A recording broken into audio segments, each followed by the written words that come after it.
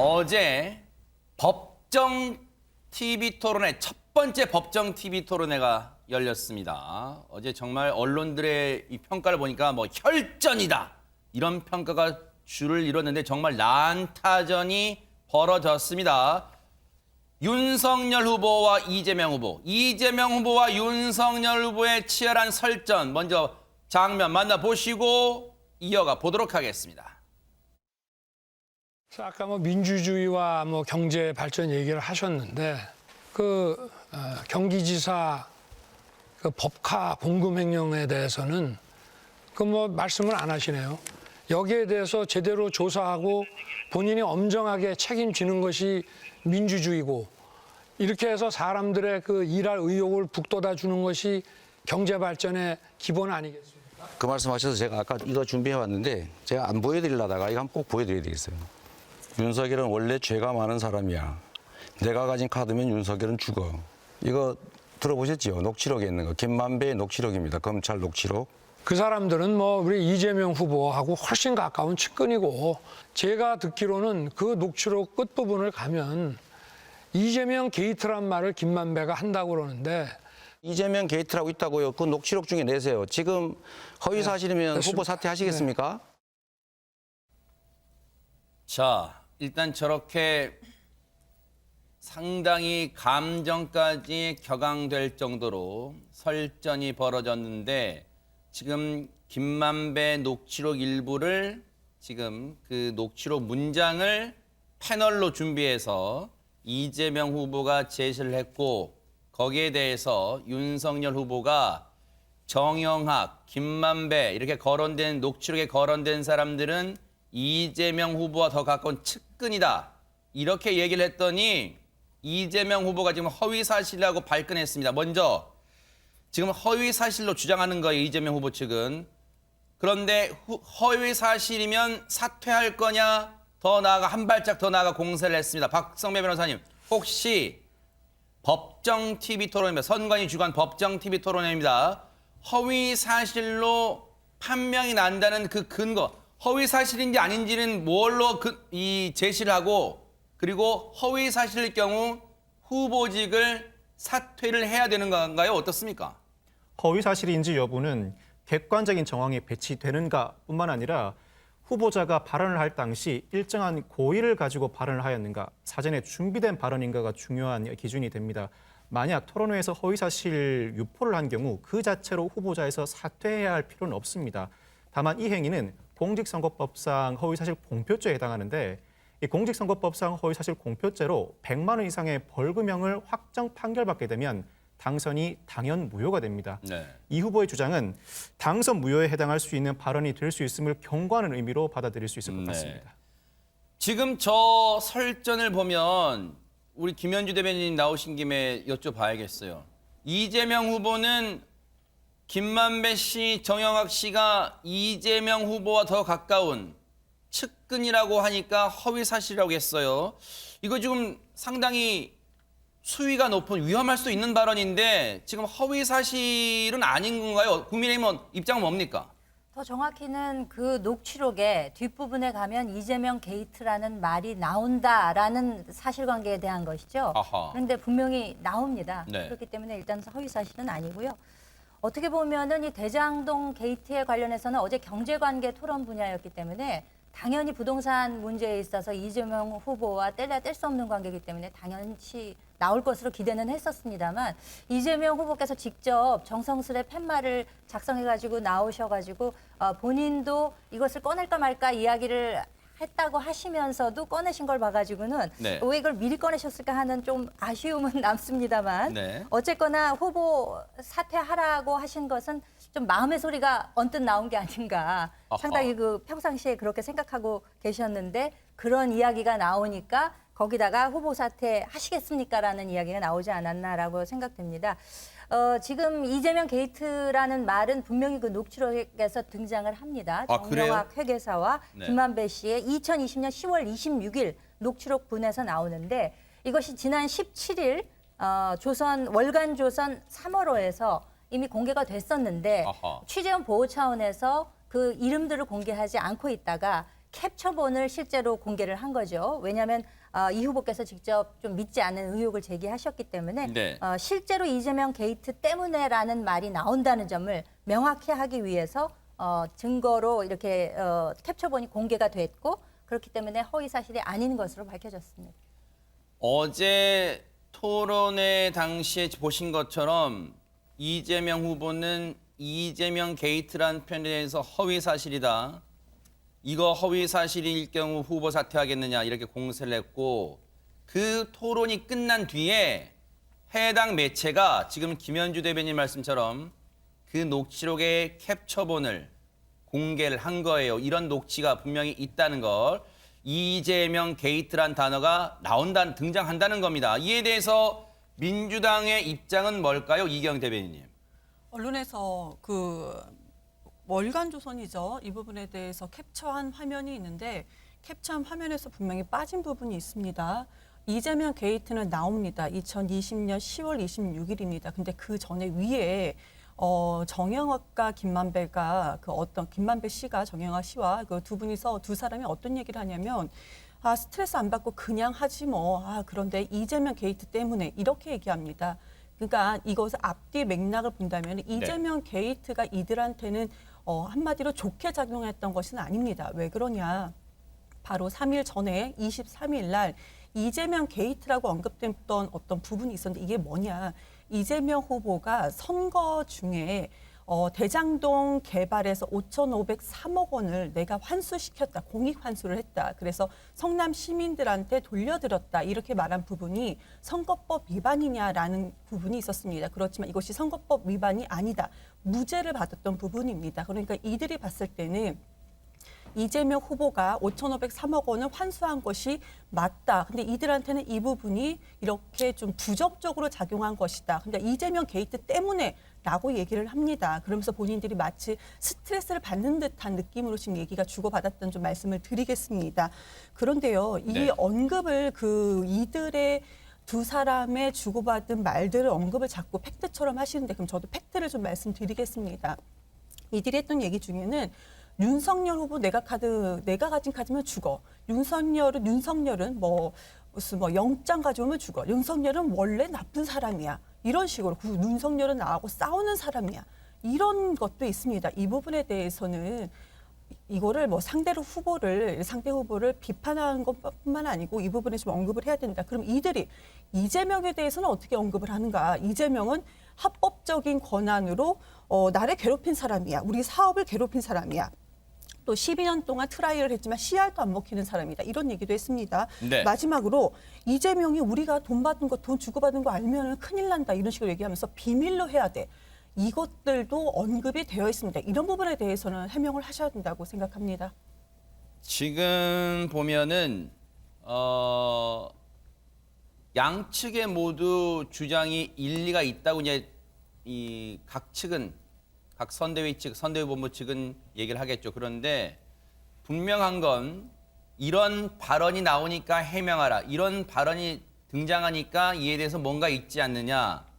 근데 지금으로서는 확실한 건 아직까지 검찰 수사로 뭔가 명확하게 드러난 건 없다는 거예요. 그래서 앞으로의 두 차례, 이제 법정 토론엔 두 차례 더 남았습니다. 그 두 차례에서 또 이 부분이 치열하게 또 난타전의 대상 또는 도마위에 오르지 않을까 일단 이런 생각을 해봐요. 일단 이 부분은 글쎄요. 앞으로 또 공방을 좀 지켜보도록 하겠습니다. 혹시 김현주 대변인님 추가 발언 있으세요? 네, 추가 발언 있으시면 1분 드리고요. 일반적으로 게이트라고 하면 어떤 권력이 연관된 부패 사건을 칭할 때 게이트란 말을 흔히 씁니다. 우리가 일반적으로 받아들여지는 그 개념으로 이해하시면 될 것 같고요. 심지어는 민주당의 강훈식 의원 같은 경우에는 이재명 게이트가 문을 지킨다. 게이트 키핑의 개념으로 쓰여진 것이 아니냐 이런 이야기까지 이제 하셨는데 해석은 자유입니다만 어쨌거나 최종 결재권자이자 인사권자이자 설계자이신 이재명 후보께서 대장동 게이트에 연관해서는 가장 중심에 서 계신 것만은 분명하고 그 녹취록 역시 범죄 혐의자들이 주고받은 대화를 지금 녹취한 것이기 때문에 그 신뢰성과 신빙성에 대해서는 의심하는 분들이 있고요. 그리고 어저께 그 이재명 후보가 토론회에서 말씀하신 내용을 방금 이경 대변인께서 반복해서 설명을 해주셨는데 그렇기 때문에 대장동 게이트에 관해서는 특검을 하자는 이야기를 저희가 그 작년부터 계속해서 주장을 해왔던 것인데 아무런 성과가 이루어지지 않았고 네. 그래서 사실상 검찰 수사가 지금 이루어지지 않고 있기에 모든 분들이 이 점에 대해서 궁금해하시는 것이고요. 이것은 대선이 끝나고 난 이후에도 분명히 수사를 통해서 밝혀져야 한다고 생각합니다. 네. 이경 대변인께도 1분 10초 정확히 드릴게요. 지금 김현주 대변인 1분 10초 쓰셨으니까. 네, 네네. 특검 말씀 주셨는데요. 특검 해야 됩니다. 맞습니다. 국민의힘에서 이제 특검 계속 해야 된다 얘기를 하는데 국민의힘에서 특검 이 부분에 대해서 특검안을 발의를 했습니다. 그런데 여기에서 빠진 부분이 있습니다. 부산저축은행. 이 부분은요. 부산저축은행까지 말로는 이것까지 다 수사하자, 특검하자 이렇게 얘기해놓고서 그 안에 부산저축은행은 빠져 있습니다. 이것이 국민을 속이는 것입니다. 근데 부산저축은행 수사에 대해서 윤석열 후보가 봐줬다는 이런 보도도 많이 나오고 있지 않습니까? 이런 부분에 대해서는 국민을 속이지 마시라 말씀을 드리는 것이고요. 지금 의혹을 말씀을 주셨는데 팩트를 몇 가지만 말씀을 드리겠습니다. 네. 김건희 씨 1억 경력. 이거 조작한 거, 돋보이고 싶었다. 이거 어찌됐든 가짜 많지 않습니까? 이거 팩트입니다. 그리고 주가 조작 시기에 주식 거래 없었다고 했는데 이거 주식 거래 있지 않습니까? 그리고 없다고 했다가 어제 또 주식 거래 있었다고 또 얘기하지 않았습니까? 4천만 원 손해만 봤다고 했는데 이거 어제 4천만 원 손해만 본 것이 아닌 것도 어제 토론에서 밝혀지지 않았습니까? 이것이 팩트입니다. 팩트에 대해서는 눈 감지 마시고 얘기를 하셔야 된다. 이것이 공정과 상식에 맞는 얘기인가 의문을 네. 드리고 싶습니다. 정확히 또 1분 10초 지켜주셨어요. 감사드리고요. 이 내용 말고도 지금 토론회에서 나왔던 내용도 다뤄볼 게 많으니까요. 얘기를 쭉 이어가 볼게요. 어제 토론회에서 또 설전이 벌어진 부분은 지금 첨예하게 갈등을 빚고 있죠. 단일화 관련해서 윤석열 후보와 안철수 후보 정말 신경전이 치열하고 감정의 골도 참 깊게 패였는데 어제 그런 느낌이 확 느껴졌습니다. 한번 얘기 들어보시고 이어가 보도록 하겠습니다. 지금 말씀이 좀 이렇게 돌아가고 지금 핀트를 못 잡고 계신 것 같아서 다시 여쭤보면은 재정은 확장해야 되고 그렇지만 재정 건전성은 확보를 해야 됩니다. 그러면 생각하시는 방법이 있으신지요? 불가피하게 재정 확장과 또 그 금융 긴축이라는 게 올 수밖에 없기 때문에 이게 뭐 어느 당국이라 하더라도 여기에 무슨 일반적인 해답은 없습니다. 아마 깊이 고민을 안 하신 것 같은데요. 윤 후보께서 생각하시는 디지털 데이터 경제가 뭡니까? 핵심이 뭐라고 생각하십니까? 저는 이 5G라든가 이런 그 데이터들이 신속하게 움직일 수, 이동할 수 있는 그런 네트워크를 구축하고 그리고 이것이 전부 클라우드에 모여서 집적하고 분석할 수 있는 AI 알고리즘이 중요하다고 생각합니다. 그건 전부 저 하드웨어 쪽이지 데이터나 인프라 쪽은 아닌데요. 그렇지 않- 정부 데이터 개방에 대해서는 어떻게 생각하십니까? 정부 데이터는 공유할 수 있는 것도 있고 또 보안 사항도 있는 거 아니겠습니까? 네, 이번에는 심상정 후보 말씀해 주십시오. 1분 내에는 왔다 갔다. 어제 토론회 보신 분들 중에요. 방금 영상의 마지막 부분 있잖아요. 저 부분 많이 보셨을 거예요. 최진봉 교수님, 윤석열 후보의 답변에 대해서 안철수 후보가 눈을 감고 고개를 가로저었어요. 뭐 한때 윤석열 후보 하면 따라다녔던 도리도리 뭐 그런 모습 같기도 한데 저 의미는 뭐예요? 고개를 눈을 질끈 감고 보세요. 고개를 가로저었어요. 절레절레했어요. 어떤 뜻일까요? 그러니까 본인이 생각할 때, 안철수 후보가 생각할 때 윤석열 후보가 이 사안을 제대로 잘 이해하지 못하고 있다 이런 의미인 것 같아요. 왜냐하면 두 가지 질문을 했는데 이제 첫 번째 질문은 재정 확장을 해야 된다. 지금 코로나19 때문에 더 많은 지원을 해야 되니까 재정을 확장해야 되는데 그렇게 되면 재정 건전성이 좀 위험하지 않느냐.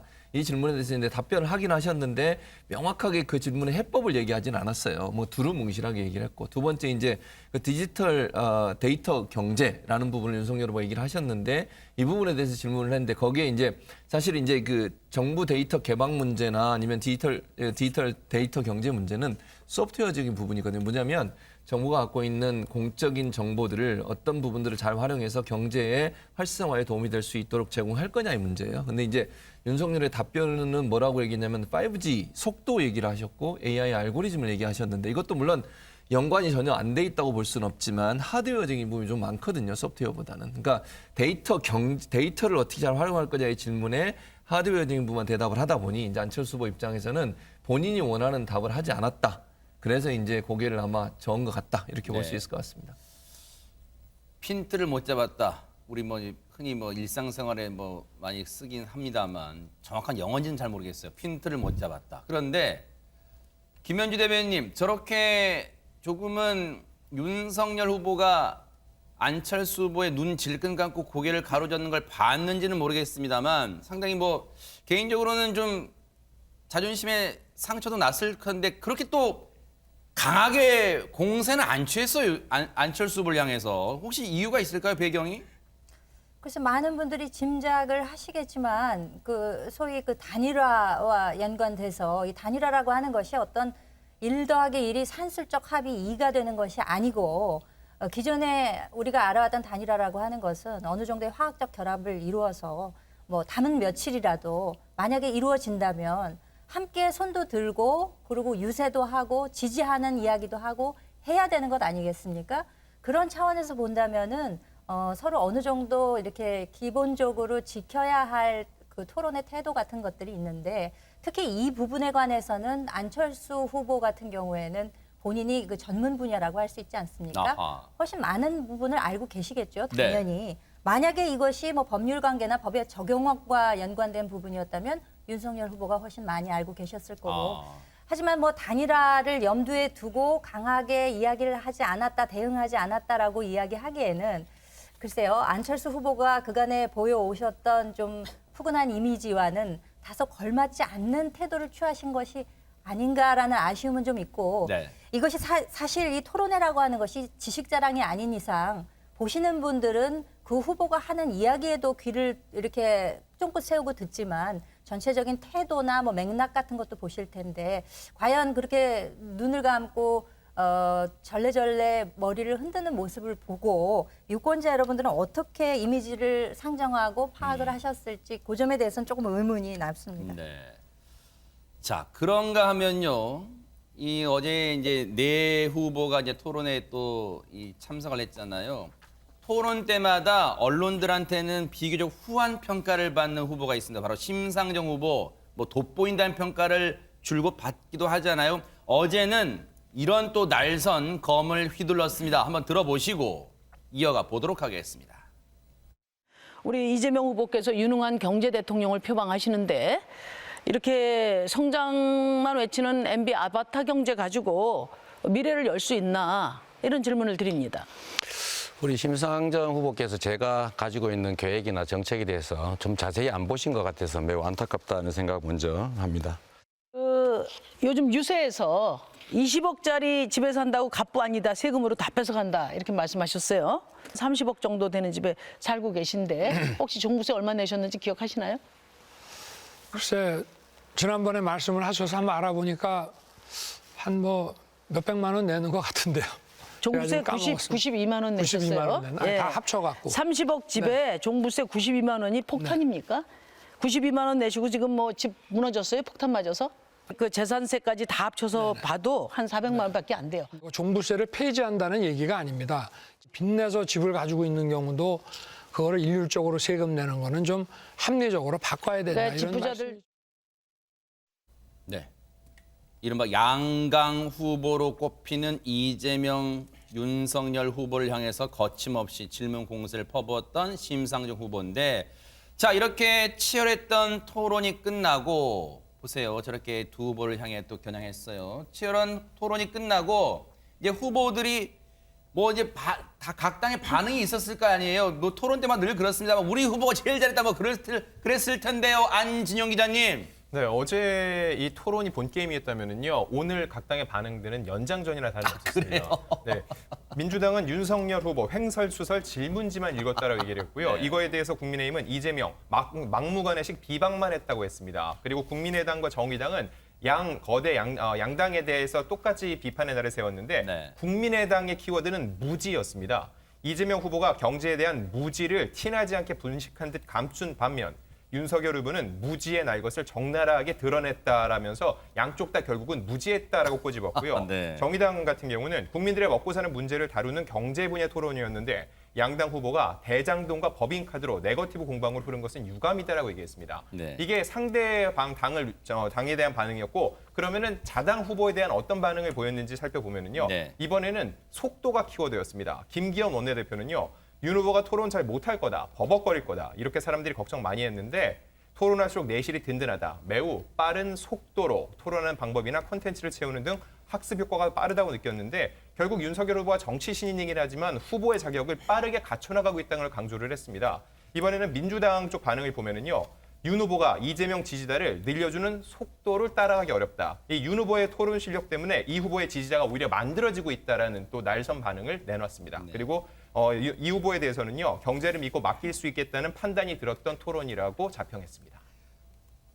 각당 선대위 선대본부 대변인들 나오신 김에 1분씩만 드릴게요. 어제 토론회 보시고 어떠셨어요? 먼저 이경 대변인 1분만 드릴게요. 1분 동안 한번 평해 보세요. 네네. 아니, 뻔한 내용인 것 같아요. 우리 후보 잘했다, 상대 후보 못했다 계속 이런 얘기를 하는 것 같아요. 그런데 저런 메시지는 어쩔 수 없는 대선 구도니까 어쩔 수 없는 나오는 것이다. 근데 저런 메시지를 보고 너무 자극적인 메시지는 오히려 국민들께서 이해하시기에 오히려 좀 불편하지 않을까 생각이 드는 것이고요. 네. 근데 저는 다만 어제 토론에서 윤석열 후보에 대해서 능력치에 대해서는 저는 조금 의문점이 드는 것이 아하. 앞서 말씀도 나왔지만 플랫폼 그 기업과 그 빅데이터 기업에 대해서 윤석열 후보 분명히 구분을 못 하셨거든요. 그러니까 디지털 데이터 경제를 본인께서 공약처럼 얘기를 했는데 이걸 구분을 못 했던 점이 좀 저는 개인적으로 아쉬웠다. 그리고 종부세 폐지가 또 아니라고 했는데요.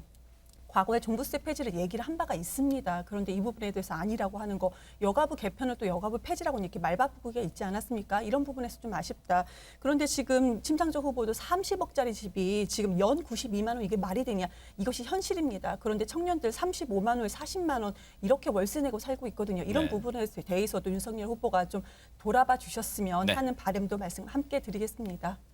김현주 대변인께 좀 여쭤볼까요? 이 토론에서 이제 윤석열 후보가 상당히 이제 자주 받는 공세랄까요? 잘 모른다 현안을. 그런 공세 어제 국민의당은 또 그런 연장선상에서 물론 양측 다 싸잡아 후보를 비판했습니다만 그런 뭐랄까 일종의 프레임일까요? 그런 쪽이 좀 갇혀 있어요. 토론할 때마다. 이 부분 좀 어떻게 타개할 생각입니까? 토론할 때마다라는 앵커의 말씀에는 좀 동의하기 어렵고요. 정치 신인이기 때문에 이런 토론의 경험이 많은 다른 후보들에 비해서 결코 뭔가 약한 느낌을 준다? 이런 느낌은 전혀 저는 들지는 않았습니다. 왜냐하면 정치 신인이기에 토론에 익숙하지 않지만 강하게 밀어붙일 때는 강하게 밀어붙이고 또 강력한 한 방이 있다. 어제 저는 그런 장면이라고 하면은 어제 이재명 후보께서 그 질문을 하셨어요. 검사의 양심을 걸고 누구를 이재명 게이트에 대해서 예를 들면 대장동 문제에 관해서 검사의 양심을 걸고 누구를 의심하느냐라는 질문을 했더니 그것은 당연히 이 후보라는 이야기를 했습니다. 결정적 한 방이라 그러죠. 왜 그런 얘기가 있었고 또 네. 예를 들면 검사 사칭 후보가 물어본 질문에 대해서 전 검찰총장 출신의 그 후보가 명확한 대답을 했다. 저는 그렇게 생각하고요. 또 한 가지 장면은 기축통화국에 관한 그 얘기였습니다. 네. 우리나라가 기축통화국이 될 수 있다는 희망을 주신 것에 대해서는 좋습니다만 우리나라가 아직까지는 그 통화 유통 순위에 있어서 전 세계를 볼 때 5% 미만, 2% 미만이고요. 20위권 바뀝니다. 그렇기 때문에 기축통화국이 되기 위해서는 네. 정말 많은 길을 남겨놓고 있고 그 길이 빨리 다가온다면 좋겠습니다만 그런데 이런 기본적인 사항에 대해서 이재명 후보가 사실관계에 그 맞지 않는 이야기를 하신 점에 있어서는 네. 좀 아쉬운 부분으로 남았다고 생각합니다. 후보들 본인은 자신들의 토론을 어떻게 평가했을까요? 그 영상도 한번 보시고 이어가 보도록 하겠습니다. 최선을 다해서 우리 국민들께 나라 경제를 살릴 사람이 누구인지 설명드리려고 노력했습니다. 그 플랫폼 사업과 데이터 산업에 대해서 구분을 잘 하지 못하는 윤석열 후보의 그 발언이 가장 실망스러웠습니다. 일단 주도권 토론에서 뭐 한 번도 제가 질문을 못 받았어요. 그래서 무려 30분을 혼자 서 있느라고 고생 좀 했습니다. 의리가 없어요, 후보들이 어떻게. 네. 그런데 지금 안철수 후보는 토론 끝나고 나서도 앞서 질문했던 거 답변을 두루뭉술해한 윤석열 후보를 또 겨냥했습니다. 실망스러웠다는 표현까지 써가면서. 근데 박성배 변호사님, 왜 윤석열 후보의 토론 뒤에 소감 발언은 없어요? 원래는 토론회가 끝난 뒤에 모든 후보가 소감 발표를 하기로 되어 있었습니다. 그런데 윤석열 후보만 소감 발표 없이 현장을 떠났습니다. 이를 두고 일각에서는 토론 뒤에 윤석열 후보의 표정이 안 좋았다거나 토론 내용에 불만이 있어서 그런 것 아니냐는 말이 나오기도 하는데, 그렇지만 김병민 국민의힘 선대위 대변인은 특별한 이유가 없다. 이 토론회가 끝나고 스튜디오 안이 어수선해서 현장 정리가 안 된 채 나오게 된 것뿐이라고 해명했습니다. 네. 현장 정리 안 돼 있었지만 김현주 대변인님, 지금 토론 끝나고 소감을 발표하기로 약속이 돼 있었다고 하는데 이 부분은 어떻게 봐야 될까요? 뭐 약속 여부에 관해서는 제가 확인할 수가 없고요. 스튜디오 내에서 아마 백브리핑 형식으로 간단하게 소회를 묻는 그런 과정들이 있을 것으로 기대가 됐었는데, 이 백브리핑이라고 하는 것은 그 특성상 있을 수도 있고 없을 수도 있는 것이 상례입니다. 그렇기 때문에 뭐 없었다는 점에 대해서 예를 들면 그런 식의 이제 해석이 따라붙는 것은 관심이라고 저는 생각을 하겠습니다. 알겠습니다. 자, 처음부터 후끈합니다. 토론회 후보들만큼이나 지금 양당 대변인의 설전도 정말 뜨거웠습니다. 대선 승리를 위해서는 뭐 한 표 한 표, 또 캠프에서는 한 사람 한 사람의 힘이 똘똘 뭉쳐야 될 텐데 이재명 후보 입장에서는 조금 글쎄요, 언짢은 소식일까요? 그런 소식이 들렸다면서요, 안진용 기자님. 네, 민주당 이낙연 총괄 선대위원장의 측근이죠. 정운현 전 국무총리 비서실장이 지난 21일 돌연 국민의힘 이 윤석열 후보를 지지하고 나섰습니다. 사실 이 정전 실장 같은 경우는요, 이낙연 캠프에서 지난 경선 때 공보단장으로 활동을 했었거든요. 네. 이 당시에는 이재명 당시 경선 후보와 대립각을 세우기도 했었는데요. 왜 이 같은 결정을 하게 됐냐는 거에 대해서 양쪽을 다 아는 지인의 주선으로 윤 후보를 만났고 윤 후보로부터 도와달라는 요청을 받았다. 당혹스러웠지만 결국은 수락했다면서 돕기로 한 것은 바로 차악을 선택한 셈이라고 얘기를 했습니다. 이 얘기는 결국 더 나은 길이 아니라 덜 나쁜 길을 가겠다라고 얘기한 건데, 그 근거로 이런 얘기를 합니다. 도덕성과 개혁성을 겸비한 진보 진영의 내로라는 명망가들이 전과 사범, 폐륜, 대장동, 거짓말로 상징되는, 즉 지도자로서 치명적인 결함을 가진 이재명 후보를 지지한 행태를 저는 납득하기 어렵다면서 덜 익은 사과는 익혀서 먹을 수 있지만 썩은 사과는 먹을 수 없다. 괴물 대통령보다 차라리 식물 대통령을 선택하겠다고 날선 반응을 내놨습니다. 이야, 비유를 많이 썼습니다만 비유적 표현이 상당히 격한 표현들이 많아요. 그런데 정운현 전 실장의 갑작스러운 변심, 일부 언론에서는 혹시 이 일 때문에 그런 건가? 이 일 때문에 그런 건가? 라는 해석, 분석이 나와요. 어떤 상황인지 영상으로 먼저 만나보시고 이어가 보도록 하겠습니다. 평화의 유전자는 민주당한테만 있고 설마 국민의힘이 여기 온 건 아니겠지요? 우리 후보를 연호하시는 건 좋은데 여러분, 저 연설해야 되니까 한 번만 모두 이재명 후보 연호를 3번 딱 하고 끊어주세요. 자, 지금부터 이재명 하십시오. 이재명. 네.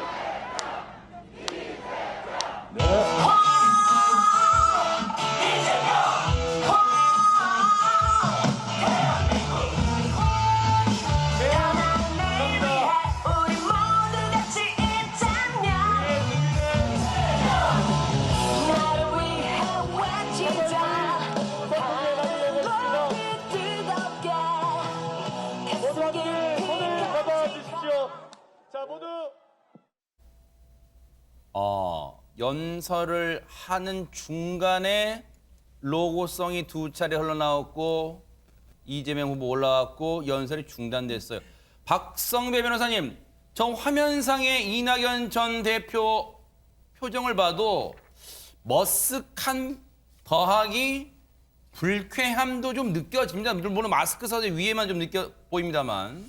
그렇습니다. 지난 18일 순천 유세 현장에서 이낙연 위원장이 이재명 후보가 현장에 도착하기 전에 지지 연사를 시작합니다. 그 와중에 이재명 후보가 현장에 도착했고 이재명 로고송이 흘러나옵니다. 이로 인해 이낙연 위원장의 연설이 끊기는데 노래가 계속해서 흘러나오자 결국 이낙연 위원장 마이크를 주머니에 넣을 수밖에 없었습니다. 이 영상을 두고 이낙연 위원장 지지자들은 이낙연 수모 영상이라며 분개하고 있습니다. 이병훈 민주당 총괄선대위원장 비서실장은 네. 정운현 전 실장이 이미 윤 후보 지지를 결심한 뒤에 이 영상을 빌미로 이낙연 위원장에게 통보한 것 같다고 추측하고 있습니다. 그렇지만 이낙연 위원장은 간곡히 만류했고 그럼에도 불구하고 요지부동이었다는 것입니다. 아울러서 정운현 전 실장은 이낙연 경선 캠프 해체 이후에 이낙연 위원장을 대변하거나 활동한 바 없고 사전에 논의한 바 없다고 덧붙이기도 했습니다. 자, 언론들의 해석은 저 장면이 상당히 정운현 전 실장이 윤석열 후보 쪽으로 넘어간 것에 결정적이었을 거라고 이제 해석 또는 분석을 하는데 이경 대변인님 어떻게 봐야 될까요? 저 영상을 보시면은 솔직히 이낙연 전 대표를 좋아하시는 많은 분들께서 좀 속상하셨을 거라고 생각은 합니다. 저도 그렇게 저는 이재명 캠프에서부터 시작을 했지만 저도 그렇게 유쾌하게 보이진 않았습니다. 그렇지만 저 부분에 대해서는 기술적으로 그러니까 그 음악 지원하는 팀이 선대위 내 소속도 아니고 이제 외주에 보통 주는 거 아니겠습니까? 그런 기술적인 부분이다. 근데 정운현 전 실장이 저 부분을 얘기하면서 마치 이낙연 전 대표를 위해서 본인이 윤석열을 지지하는 것좀 얘기하는 것은 정말 말도 안 된다. 오히려 본인이 윤석열 후보를 지지함으로써 이낙연 전 대표 입장에 대해서 좀 더 난처하게 한 것은 아니냐라는 의문점이 갖게 되는 것이고요. 그리고 본인이 본인의 그 직책, 그러니까 본인의 자리를 위해서 좀 많이 좀 그러니까 이 부분에 대해서 본인 자리를 위해서 좀 이렇게 움직였다라는 부분이 이거 공식적이진 않습니다만 네. 그런 정보도 많이 접한 바는 있습니다.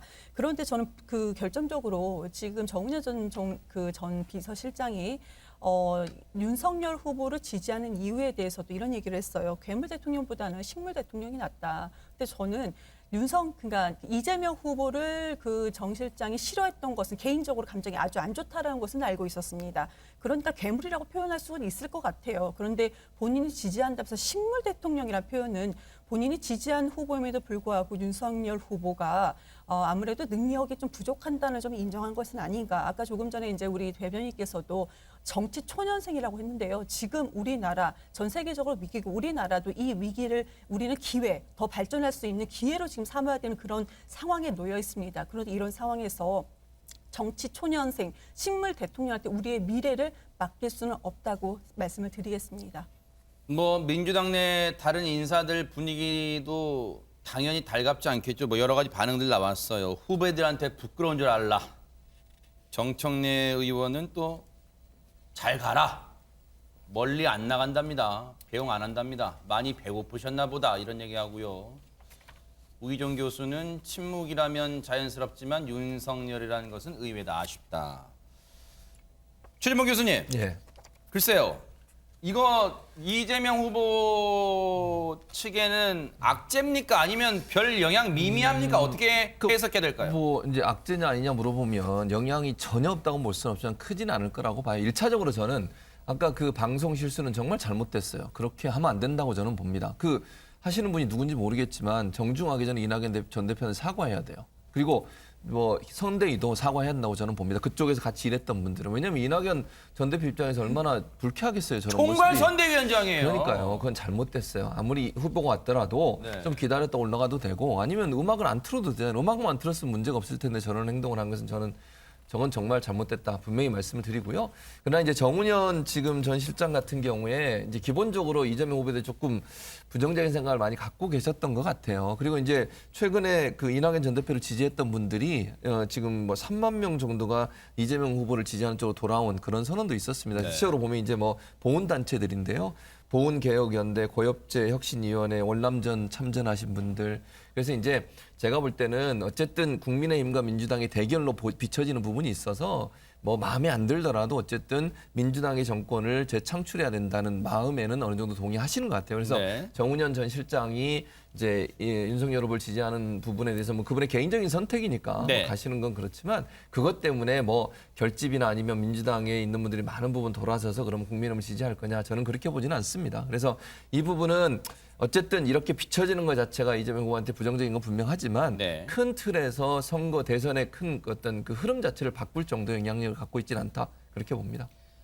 김현주 대변인님, 국민의힘 입장에서는 그러면 마냥 정운현 전 실장이 윤석열 후보를 지지하는 쪽으로 넘어온 게 마냥 반길 만한 일인가요? 왜냐하면 지지하면서 했던 말이 썩 유쾌하게 들리지는 않을 것 같아요. 국민의힘이나 윤석열 후보 입장에서 뭐냐면 덜 익은 사과는 익혀서 먹을 수 있지만 썩은 사과는 먹을 수 없다. 굳이 표현한다면 지금 덜 익은 사과라는 거잖아요.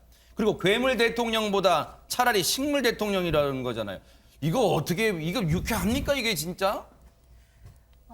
당에 찾아오시는 분들은 두 팔 벌려 환영하는 것이 이제 본능이라고 할 수 있겠죠. 더구나 이제 반대 진영에 계셨던 분이기 때문에 저는 그런데 지금 민주당에서 보이고 있는 그 반응에 주목을 좀 하고 싶습니다. 왜요? 조금 전에 이경 대변인도 말씀하셨지만 뭐 자리를 찾아서 떠났다 내지는 뭐 또 어떤 분은 뭐 부끄러운 줄 알아라 뭐 자기 자리를 찾아갔다 뭐 이런 반응들을 보이시는 것이 과연 이런 것 때문에 떠나신 것이 아닌가. 왜냐하면 민주당이라는 그 지금 여러 가지 철학을 이어오는 가운데서도 본인들이 함께 했던 어떻게 보면 뜻을 같이 했던 동지였는데 그렇게 떠났다고 해서 그 뒤에다 대고 자리를 찾아서 떠났다라는 해석을 내놓는 것이 과연 맞는 것인가. 그리고 민주당 내부에서 일어나는 이를테면 강성 문 대통령 지지층이라든가 혹은 이낙연 대표를 지지했던 층이라든가 혹은 지금 이재명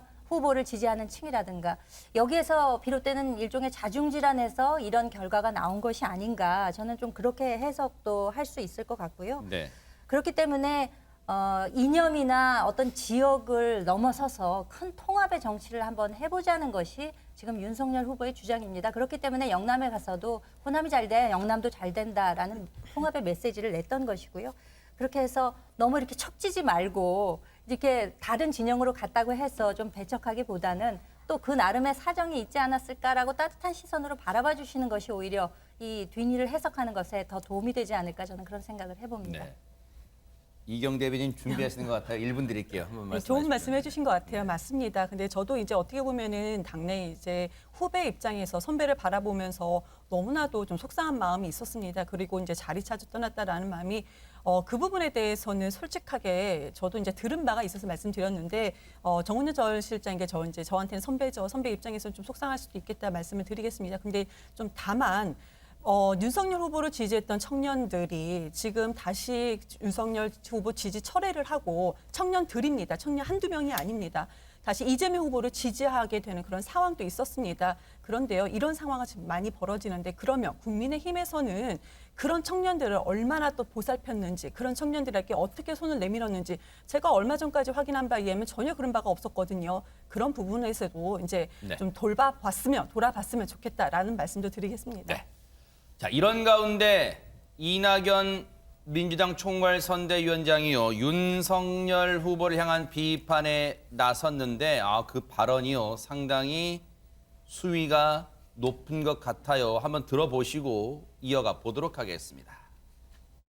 민주당이 김대중 대통령과 노무현 대통령의 정신을 이어받은 그런 당이 맞습니까, 여러분? 어디다가 그런 분들을 내놓고 선거장사에 이용합니까? 야당은 김대중 노무현 정신을 말하기 이전에 국민 앞에 설명해야 합니다. 김대중 대통령을 몇 차례나 죽음의 고비로 내몰고 김 대통령의 노벨상 수상을 방해했던 과거를 먼저 사과하는 것이 순서에 맞는다고 저는 생각합니다. 노무현 대통령을 집요하게 조롱하고 퇴임 이후에는 죽음에까지 이르게 했던 일을 먼저 사과하는 것이 도리에 맞는다고 저는 믿습니다. 윤석열 후보가 두 전 대통령을 언급한 것에 민주당이 상당히 불쾌해하는 것 같아요. 그런데 저 이낙연 위원장의 얘기 중에 이른바 팩트로 확인된 부분이 어떤 부분일까요? 그러니까 예를 들면 이런 거죠. 그러니까 지금 윤석열 후보 개인이 했던 발언보다는 윤석열 후보가 지금 국민의힘 후보잖아요. 그러니까 국민의힘의 전신인 정당들. 왜냐하면 이거는 지금 과거에 대통령이시니까 과거에 그분들이 대통령을 하실 때나 아니면 대통령 퇴임 후에 있었던 일들을 얘기하는 거예요. 그러니까 윤석열 후보가 직접적인 연관이 있다고 얘기하는 게 아니고 그러면 국민의힘에서 지금 민주당이 뭐 팔아먹고 있다 이렇게 말씀을 하신 거잖아요. 이제 그 부분에서 반박을 하는 거죠. 왜냐하면 국민의힘의 전신인 정당들 같은 경우에 김대중 전 대통령 노벨 평화상 수상에도 상당히 반대하는 입장이었어요. 그거에 대해서 그렇게 크게 찬성하지 않았었고요. 신청할 때도. 그리고 이제 노무현 전 대통령 같은 경우에 사저 문제로 아방궁이라고 비판을 했었고 논두렁 시계 문제 가지고 또 얼마나 비판을 했었습니까? 그리고 결국 수사까지 됐고 그것 때문에 이제 안타까운 선택을 하시는 일이 있었고 이런 일들을 얘기하는 거예요. 그러면 노무현 김대중 정신을 국민의힘이 이어받겠다고 하는데 그러면 그 문제에 대해서 먼저 사과하는 게 먼저다. 그 부분에서 얘기 안 하고 민주당이 그걸 이어받지 못하고 본인들이 이어받겠다고 하는데 그 전에 했던 행동과 너무 다르지 않느냐라고 하는 게 이낙연 이제 총괄선대위원장의 지적인 것이고 네. 그건 이제 윤석열 후보가 그런 발언을 했다는 문제가 아니고 윤석열 후보가 속해 있는 국민의힘의 전신들이 그런 행동을 했다는 걸 지적하고 있다고 볼 수 있습니다. 자, 그런가 하면 기회 있을 때마다 윤석열 후보를 향해서 비판의 날을 세웠던 민주당의 고민정 의원이 있습니다. 그런데 고민정 의원이 기억 속에서 이 날을 통째로 지워버리고 싶대요. 어떤 날이었는지 영상으로 만나보시고 이어가 보도록 하겠습니다. 윤석열 후보자는 검사로 재직하는 동안 부정부패를 척결해왔고 권력의 외압에 흔들리지 않는 강직함을 보여줬습니다.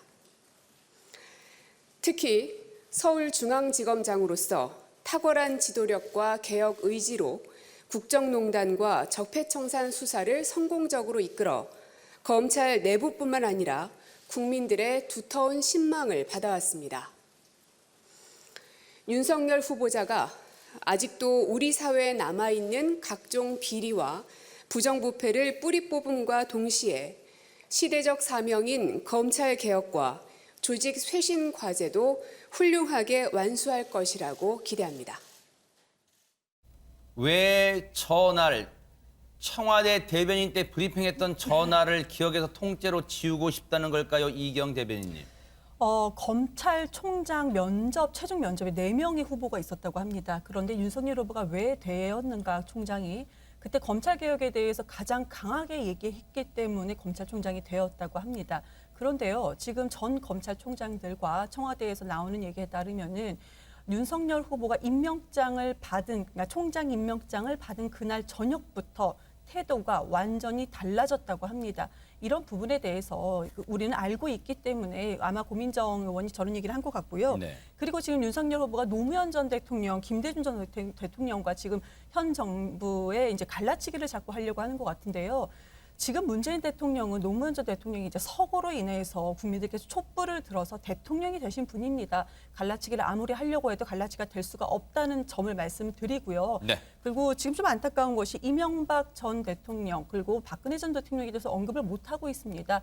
오히려 본인이 부끄러운 그런 대통령들에서 언급을 못하는 지금 선거 그 상황을 직접 몸으로 보여주는 것이라고 보여집니다. 네, 네. 매섭습니다. 네, 공세가요. 끝날 때까지 끝난 게 아니다 이런 말이 있잖아요. 지금 야권의 단일화가 아마 그런 표현에 걸맞은 상황 아닌가 생각돼요. 지금 안철수 후보가 단일화 결렬을 선언했지만 여전히 불씨는 남아있다 뭐 이런 얘기도 나와요. 관련 얘기 들어보시고 그런데 양측에 일단 책임 공방부터 먼저 들어볼게요. 들어보시고 이어가 보도록 하겠습니다.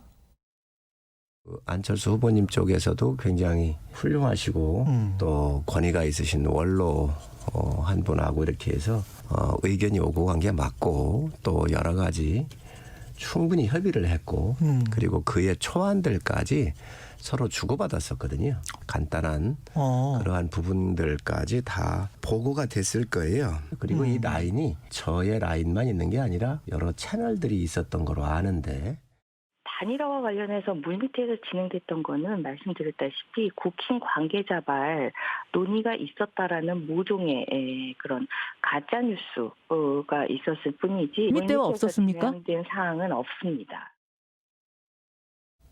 근데 언론 보도를 보면 박성배 변호사님 결렬 선언하기 전에 윤석열 후보와 뭐 안철수 후보가 통화를 했다 이런 얘기도 있잖아요. 어떻게 된 겁니까, 이 부분? 양당의 입장을 종합하면 지난 20일 오전 9시 30분경 윤 후보가 먼저 안 후보에게 전화를 합니다. 바로 통화 연결이 되지 않았고 30분 뒤에 다시 안 후보가 윤 후보에게 전화를 합니다. 이 통화 중에 윤 후보는 유세차 사고와 관련해 위로 인사를 전하면서 단일화와 관련해 물밑에서 이야기가 오갔으니 후보들이 만나자고 제안을 합니다. 여기까지는 양당이 모두 인정하는 사실관계입니다. 그렇지만 이후의 대화를 두고는 양당의 입장이 확연히 다릅니다. 국민의힘 설명에 따르면 윤 후보의 제안에 안 후보가 실무자를 정해 확실히 한 뒤에 만나는 것이 좋겠다고 했고 이에 윤 후보가 실무 담당자를 정해 연락해달라. 그러면 우리도 정하겠다라고 답변했다고 합니다. 그렇지만 국민의당 설명에 따르면 윤 후보의 제안에 안 후보가 제가 그전에 제안했던 내용에 대해 먼저 입장 표명이 있었어야 하는 것 아니냐라고 묻자 윤 후보가 그럼에도 재차 만나자고 제안했고 이에 대해 안 후보는 그전에 실무자들끼리 만나 큰 방향을 정한 다음에 후보 간 만났어야 한다라고 언급을 했다고 합니다. 야, 이게요.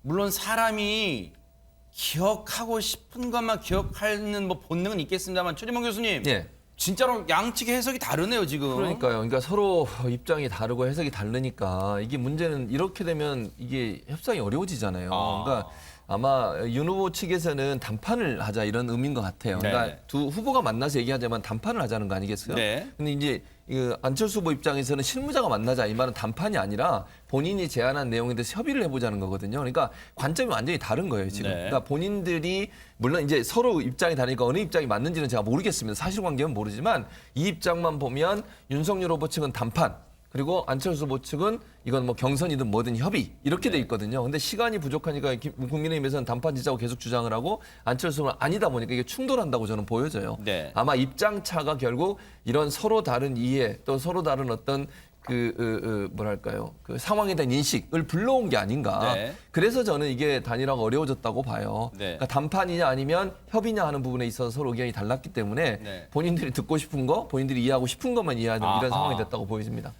근데 어쨌든 단일화 결렬 선언, 안철수 후보의 단일화 결렬 선언에 대해서 국민의힘의 즉각적인 반응은 당혹스럽다는 거예요. 조금 전까지만 해도 논의를 한창 진행하고 있었는데 당혹스럽다. 그런데 국민의 당 측은 안진용 기자님 입장 전했다는 거예요. 어떻게 전했다는 거예요? 뭐 팩스 보냈다는 거예요? 기자회견 했다는 거예요? 어떻게 전했다는 겁니까? 문자를 보냈다는 겁니다. 문자를요? 네, 전화 통화를 마친 후에 본인의 입장을 분명히 하기 위해서 문자 메시지를 보냈다라고 얘기했고요. 허허. 이 세부 문자 내역도 공개를 했습니다. 그 문자 내용을 말씀드리면 네. 윤 후보님, 저의 야권 단일화 제안 이후 일주일 동안 오랜 기다림이 있었습니다. 더 이상 답변을 기다리거나 실무자 간 대화를 지금 시작하는 것은 무의미하다는 결론을 내렸습니다. 잠시 후 기자회견에서 국민들께 저의 길을 굳건히 가겠다고 말씀드리고자 합니다. 이 문자 내용만 보면은요. 네. 단일화가 결렬됐다고 분명 안 후보가 윤 후보한테 전달한 게 맞습니다. 네. 그런데 이거에 대해서 윤 후보 측에서 중요한 건 이 문자를 받지 못했다는 겁니다. 보내긴 했으나 받지는 못했다는 건데 이 국민의힘 관계자는요. 윤 후보 전화번호가 유출이 돼서 하루에도 수백 개 정도의 문자가 오고 있어서 일일이 다 확인을 못했다는 겁니다. 그동안 양측의 책임 있는 인사들의 물밑 접촉을 이어왔고 어느 정도 공감대도 있는 시점에서 윤 후보가 안 후보에 전화를 한 걸 우리는 결국 단일화 얘기를 이어가고 싶었다는 얘기죠. 네. 이런 상황에서 안 후보가 단일화 결렬을 선언한 것은 의아하다는 반응인데 정작 이런 문자를 보냈는데 윤 후보 쪽에서 받지 못했다는 얘기를 듣는 대중이야말로 정말 의아합니다. 네. 관련해서 국민의당의 이태규 의원 얘기 마저 들어보시고 이어가 보도록 하겠습니다. 책임 있는 실무자를 지정해서 논의가 이루어졌어야 되는 거 아니냐. 통화가 끝난 다음에 그런 취지의 문자를 윤석열 후보께 드린 걸로 그렇게 알고 있습니다. 그래서 이미 시간이 너무 지났고 그래서 저는 제 완주 의지를 다지는 기자회견을 할 계획이다. 이렇게 해서 윤석열 후보한테 입장을 전달했다. 근데 이제 시청자분들 중에는 김현주 대변인님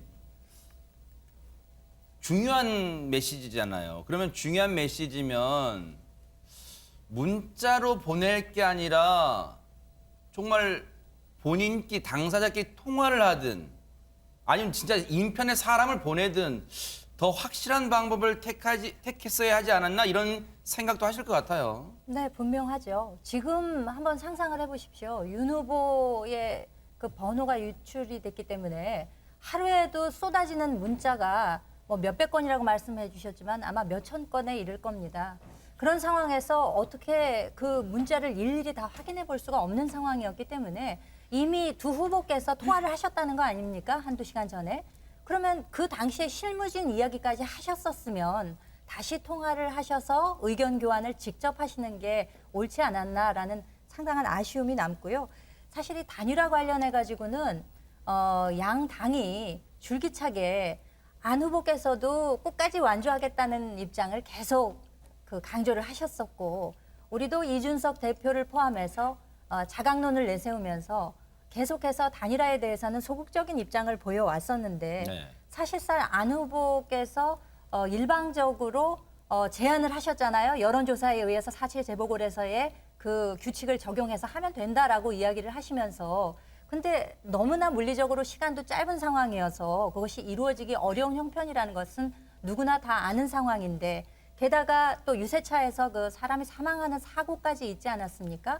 그런 상황하에서 조문도 가셨지만 거기에서 단일화에 관한 정치적인 메시지는 일절 이야기를 하지 않았다라는 점이 전언이 됐었는데 그럼 그 상황에서 일주일 시간이 갔다고 해서 그럼 그 단일화에 관한 제안을 해서 이야기가 오고 갈 수 있었을까요? 있지 않았을 것이라고 생각되는데 일주일이 지난 다음에 또 일방적으로 결렬 선언을 하셨습니다. 방금 전에도 말씀드렸다시피 통화로 하셔서 보다 그 적극적인 의견 개진이 있었으면 훨씬 더 좋았지 않았을까 하는 굉장히 아쉬움이 남음에도 불구하고 하지만 정권 교체에 대한 여망이 너무나 크기 때문에 그 문이 완전히 닫히지는 않았다. 결국에는 국민 여러분들의 생각을 제일 위에 놓고 생각을 해야 되기 때문에 그 가능성에 대해서는 또 많은 분들이 기대하시는 바가 있기 때문에 네. 완전히 닫히지는 않았다라고 표현하는 것이 가장 적합한 표현일 것 같습니다. 네.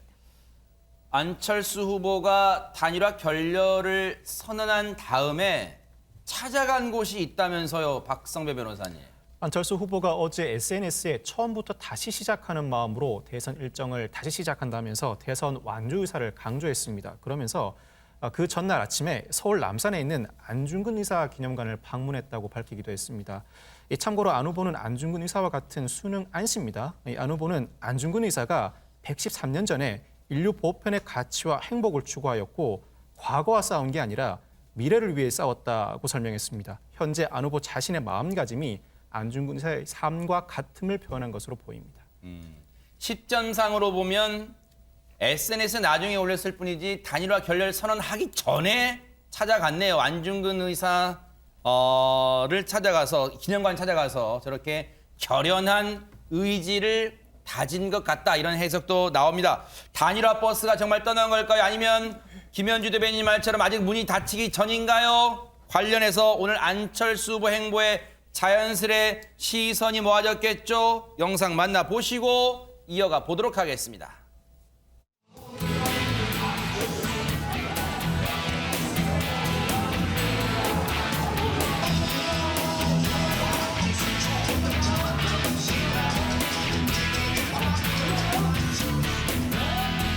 불공정이 판치는 사회 싹 갈아엎고 싶으시죠?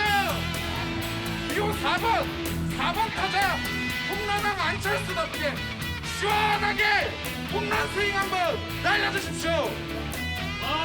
고마해라. 마이 부었다 아이가.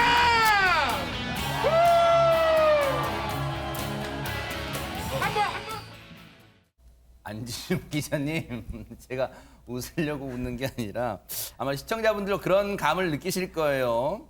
윤석열 후보의 어퍼컷, 그리고 이재명 후보의 부스터 슛, 그리고 송판 격파, 이제는 안철수 후보의 배트 스윙이 나오는 건가요? 어떻습니까? 네, 보신 그대로입니다. 배트 스윙을 하셨고요. 오늘 부산을 찾았는데요. 이 본인의 고향이기도 하죠. 근데 왜 하필 배트를 휘두르는 퍼포먼스였을까? 부산하면 야구의 고장입니다. 그런 의미여서 내가 4번 타자가 되겠다는 거였고요. 또 무대에 올랐을 때 참 준비를 많이 한 게 이런 대사랍니다. 고마해라. 이게 부산이 배경이었던 영화 친구의 명대사죠. 그러네요. 그 얘기를 하면서 야구 방망이 스윙을 2차례 한 건요. 부산 시민들의 눈을 이끌기 위한 하나의 방법이었다 볼 수 있는데 말씀하신 대로 어퍼컷, 그다음에 부스터 슛, 배트 점점 동작이 커지고 있죠. 결국은 이 선거라는 게 새 몰이 분위기 전환인데 이걸 위해서 점차 이 퍼포먼스도 거세진다고 볼 수 있는데 중요한 건 이 퍼포먼스를 할 때 과연 자연스러웠냐 여부인데 이건 각자 판단해 주시기를 부탁드리고요. 여기서도 어쩔 수 없이 단일화 얘기가 빠질 수 없었습니다. 유세 도중 한 70대 남성이 다가와서 안 후보에게 물어본 겁니다. 정권 교체를 위해 윤 후보와 합치면 안 되냐고 물어보니까 이런 답변을 내놨습니다. 제가 경선하자고 제안했다. 그런데 윤 후보가 겁이 나서 도망쳤다. 오히려 윤 후보가 포기해주면 제가 정권 교체를 하겠다면서 단일화 결렬의 원인을 윤 후보 탓으로 돌렸습니다. 네. 이경 대변인님께서 보시기에도 단일화문은 아직 닫히기 전입니까? 혹시 닫혔습니까? 저는 완전히 닫혔다고 봅니다. 아, 그래요? 왜 그러냐면은 우선은 이재명 후보도 지금 거대 양당 체제에 대해서는 좋게 보지 않습니다. 저도 개인적으로 그렇게 생각을 하고요. 그러면은 지금 두 당이 오고 가는 얘기에 대해서 저는 어떻게 보면 좀 객관적인 입장에서 말씀을 드릴 수가 있습니다. 그러면 좀 과거로도 가다 보면 우리가 그 국민의당의 안철수 후보가 국민 100% 여론조사를 제안을 했습니다. 그런데 윤석열 후보가 아까 도망갔다는 표현을 한 것처럼 일주일 동안 얘기를 하지 않았습니다. 처음에는요, 대선 후보입니다. 그럼 공식적으로 언론에 공식적으로 얘기를 했으면 상대의 대선 후보에 대한 예의를 갖춰서라도 윤석열 후보가 직접 언론에 얘기를 하는 것이 맞습니다. 그렇지만 일주일 동안 얘기하지 않았다. 그리고 국민의힘 내부에서 나오는 얘기가 지금 우리 아까 대변인께서도 말씀 주셨지만 물밑 접촉이 있었다라는 말씀을 주시는데요. 물밑 접촉이 있었다라는 부분, 이것은 바꿔 말하면은 단일화를 위한 공식적인 기구가 그런 기관이 없었다라는 겁니다. 근데 단일화에 대해서 윤석열 후보 측에서는 전혀 얘기를 하지 않고 이 부분에 대해서도 이제 내부에서도 본인들이 이긴다라는 단일화 없이도 이긴다라는 얘기가 있지 않았습니까? 그렇기 때문에 단일화 결렬 이 부분의 결과에 대해서 책임은 윤석열 후보 측에 저는 있다고 말씀을 드리는 것이고요.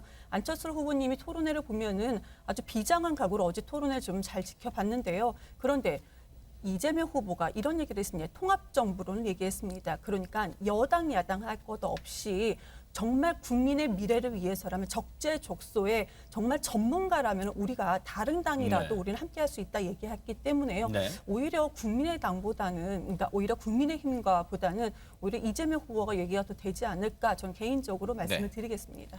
자, 이런 가운데 안철수 후보 지지를 선언하고 최근까지 도움을 줬던 조력을 해왔던 분이죠. 바로 임명진 전 자유한국당 비대위원장. 지금 단일화 결렬 선언에 대해서 어떤 입장을 밝혔을까요? 그 얘기 마저 들어보시고 김현주 대변인 얘기로 가볼게요. 듣고 오겠습니다. 저는 결렬됐다고 생각 안 하고요. 단일화의 새로운 진전이라고 생각을 합니다.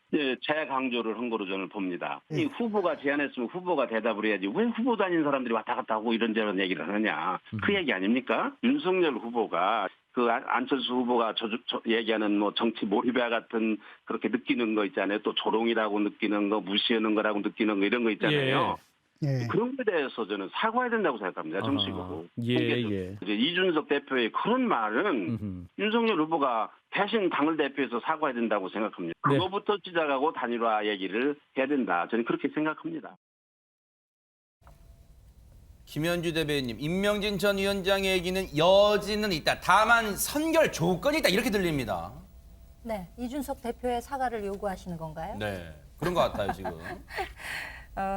그 당에서의 공식적인 입장 단일화에 관해서는 그간 이준석 대표는 꾸준히 단일화보다는 스스로 힘을 키워가지고 우리 후보를 당선시키는 것에 목적을 두고 이제까지 힘겹게 이제 오고 있습니다. 그렇기 때문에 아까도 제가 말씀드렸다시피 정권 교체라는 하나의 목표 아래 정말 그 너나 할 거 없이 함께 모이자라는 뜻에는 그 충정에는 안 후보 역시도 지금까지 아마 마음이 같이 있다고 저는 생각을 합니다. 왜냐하면은 사실 민주당 쪽에서도 러브콜을 그간에 여러 번 했었습니다만 헛된 꿈 꾸지 말라라고 애초에 그냥 그 뭔가 이렇게 문을 탁 닫아버리셨었거든요. 그렇기 때문에 지금 많은 분들이 염원하시는 바와 같이 그 일이 이루어져서 그것이 정권 교체로 귀결이 된다면 좋겠지만 또 그렇지 않을 가능성도 열려 있기 때문에 지금 양당에서는 상당히 조심스러운 자세로 지금 임하는 것이 맞겠다라고 생각하지만 가장 아쉬운 점은 너무나 시일이 촉박하다는 점. 네. 그리고 이제 투표용지 인쇄나 혹은 사전 투표가 진행되기 이전까지를 뭐 마지노선 1차, 2차를 지금 보고 계시는 분들이 계시는데 과연 어떻게 일이 진행될지에 대해서는 저도 상당히 궁금합니다. 네.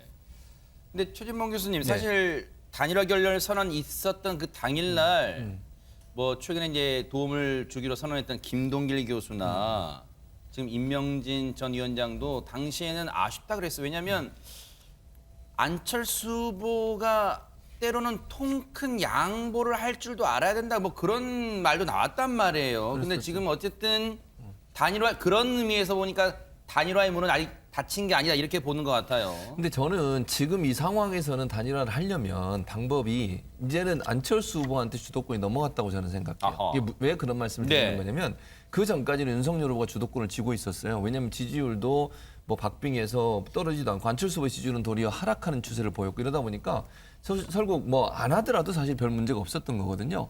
근데 이제 지금 안철수 후보가 배수의 진을 치고 만약에 본인이 요구하는 것들에 대한 합의가 안 되면 본인 안 하겠다고 하면서 완주를 하겠다는 의사를 표명했지 않습니까? 네. 그럼 만약에 이제 단일화 하려면 안철수 후보의 그 배수의 진을 친 내용들을 받아들여줘야 돼요. 그렇지 않으면 어떻게 단일화가 되겠습니까? 안 후보가 여기서 다시 후퇴한다? 그건 상당히 어려워요. 제가 볼 땐 개인적으로 그렇습니다. 왜냐하면 본인이 그렇지 않아도 철수라고 하는 그런 어떤 안 좋은 이미지를 갖고 있잖아요. 꼬리표가 붙어 있죠. 예, 그렇죠. 근데 이번에도 만약에 그냥 끌려가듯이 하는 단일화가 된다고 하면 본인한테는 아무것도 얻는 게 없는 거거든요. 그래서 제가 볼 때는 만약에 단일화가 끝판에 된다고 하면 안철수 후보가 주장하는 부분들은 어느 정도 윤석열 후보가 받아들이는 상황이 돼야 될 텐데 그렇게 될 가능성이 낮기 때문에 저는 단일화가 어려운 상황이다 이렇게 보고 있는 겁니다. 이준석 대표 얘기 나온 김에요. 국민의당 유세차 사망 사고와 관련해 했던 발언이 지금 논란이 이어졌잖아요. 그런데 지금 이준석 대표가 안철수 후보에 대해서 사과가 아니라 오히려 안철수 후보를 또다시 자극하는 듯한 발언을 하고 있습니다. 한번 들어보시고 이어가 보도록 하겠습니다. 저는 안철수 대표를요 조롱할 수 있습니다. 정치인들 간은 상호 조롱하거든요. 네. 그런데 반대로 국민의당은 선거 때마다 단일화해가지고 협박을 합니다. 저희를.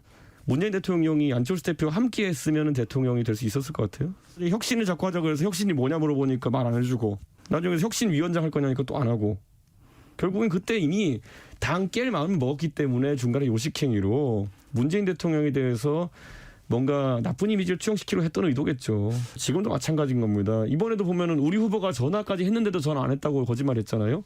저는 이런 것들이 반복되는 거예요. 상대방을 나쁜 사람 만들기 위해서 굉장히 노력을 합니다. 이분들이. 네. 지금 박성배 변호사님, 자신은 조롱할 수 있다. 그러면 그 발언이 조롱이라고 유추가 될 수도 있는 표현인데 어쨌든 그러면서 안철수 후보를 겨냥한 것도 있지 않았어요. 단일화로 협박한답니다, 지금. 진행자가 지지율 좀 높다고 지지율 낮은 국민의당을 조롱한 것 아닙니까? 라고 청취자가 물어본다고 하자 이 대표가 저는 안철수 대표를 조롱할 수 있습니다. 정치인들과는 상호 조롱하거든요. 라고 답을 합니다. 그러면서 반대로 국민의당은 선거 때마다 단일화를 가지고 협박을 한다. 근절돼야 할 양태입니다. 라고 주장을 합니다. 그러자 진행자가 조롱보다 협박이 나쁘다는 의미인지 묻자 이 대표 정권 교체를 하는 측에 서 있는 것처럼 하면서 자기 지분을 늘리려는 행동은 대의에 어긋나는 것입니다. 라고 답변을 합니다. 국민의힘 내부에서는 이준석 대표에 대해서 어떤 생각들을 좀 가지고 있을까요? 발언 들어보시고 이어가 보도록 하겠습니다. 저는 사실 이제 계속적으로 그걸 좀 우려를 했어요. 이준석 대표의 그 여러 가지 발언들에 대해서. 그래서 이제 그런 부분에 대해서는 좀 입을 다물고 좀 말씀을 아껴야 되지 않을까. 저는 얘기를 했는데 또 이렇게 이런 일이 벌어져 갖고 사실 너무 안타깝습니다. 뭐 이준석 대표 사실 뭐 국민의힘 보수 입장에서는 여태까지 굉장히 그 기대주죠.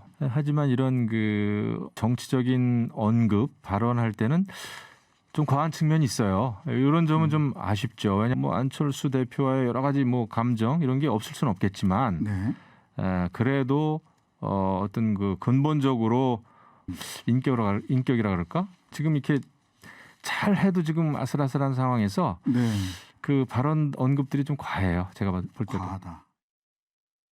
김현주 대변인께 안 여쭤볼 수가 없어요. 사실 이제 오늘 보름 남았습니다. 떨어진 낙엽도 조심해야 될 판이에요. 그런데 이제 우리 그런 말 많이 하잖아요. 새치혈을 조심해야 된다. 지금 이제 두 분의 인터뷰, 라디오 인터뷰 말이 공통적으로 보면 이준석 대표 이 설화가 막판 변수가 될 수도 있다는 걸 많이 의식하나 봐요. 글쎄요, 뭐 이준석 대표의 말의 표현의 수위를 놓고는 다소 공격의 빌미가 될 만한 표현이 있다라고 저도 인식을 합니다.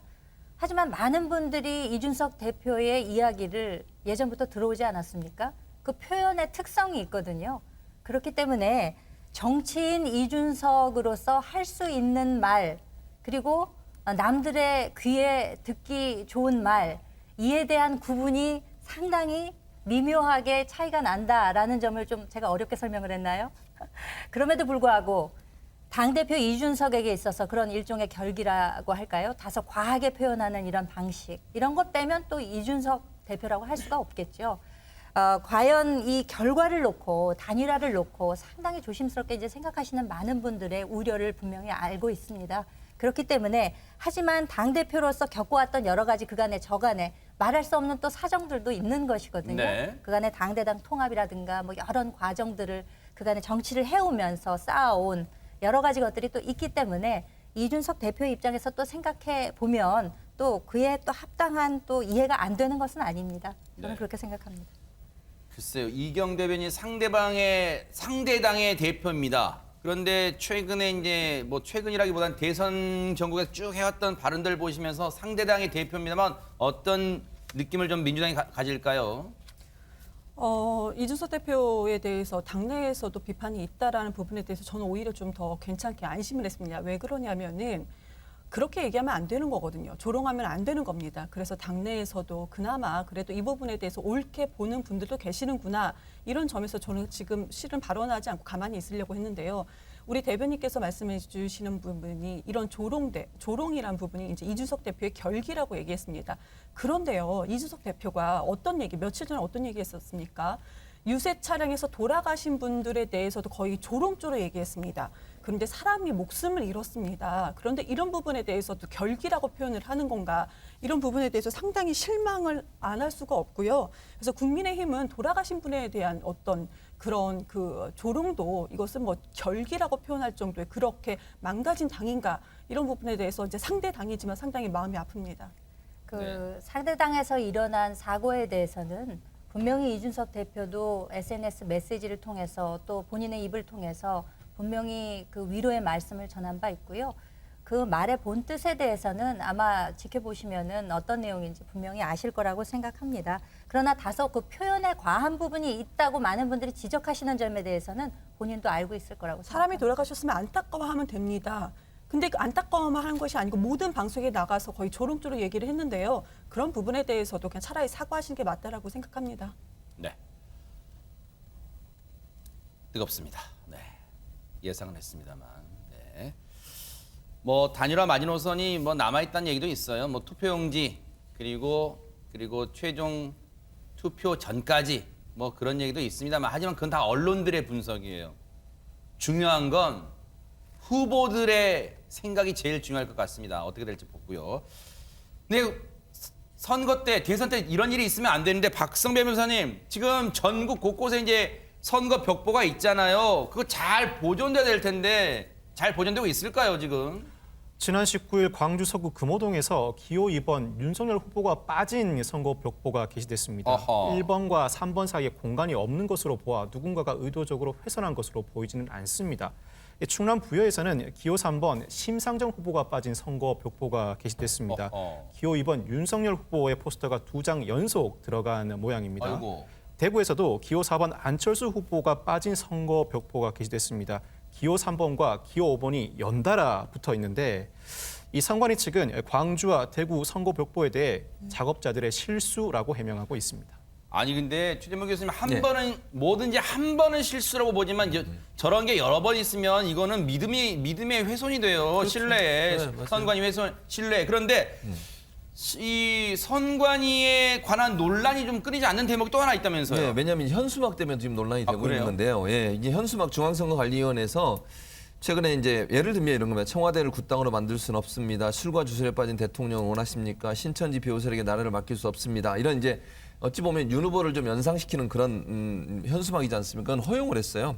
근데 왜냐하면 이유는 이렇습니다. 일반 선거인의 입장에서 볼 때 정당 후보자의 명칭이나 성명이 특정되는 것을 쉽게 인식되지 않는다. 이런 결정을 내린 거고 내로남불이나 무능, 위선 등의 표현도 이번 대선 사용 가능하다고 하는데 근데 문제는 지난해 재보선거 2020년 총선에서는 현 정부를 떠올리게 한다고 내로남불, 무능, 위선 이런 부분은 못 쓰게 했었거든요. 네. 거기에 대해서 국민의힘이 좀 문제를 제기하고 있는 상황입니다. 네. 김현주 대변인이 한 30초 드릴게요. 왜 문제 제기를 하는 겁니까? 중앙선거관리위원회가 과연 중립성을 지키고 있는가에 대해서는 이미 기울어진 운동장이라고 생각하시는 분들이 많으실 거고요. 지금 현재 7명이고 2명이 공석인데 얼마 전에 문제가 됐던 조혜주 상임위원회 문제 그리고 야당 몫의 한 분도 지금 아직 결정이 되지 않고 있는 상황 하에서 일반 명사로 쓰여질 정도 뉴욕타임스에서 내로남불 그대로 표기를 해가지고 했던 것은 사용을 못하게 했으면서 지금에 와서 갑자기 표현의 자유를 운운하면서 일반적으로 사용하지 않은 굿당 주술 이런 말을 쓰게 하는 것은 상당히 그 의도가 의심된다고 생각합니다. 선관위도 이제 바짝 긴장해야 될 지금 보름의 시간이 남은 것 같다 이런 생각도 해봅니다.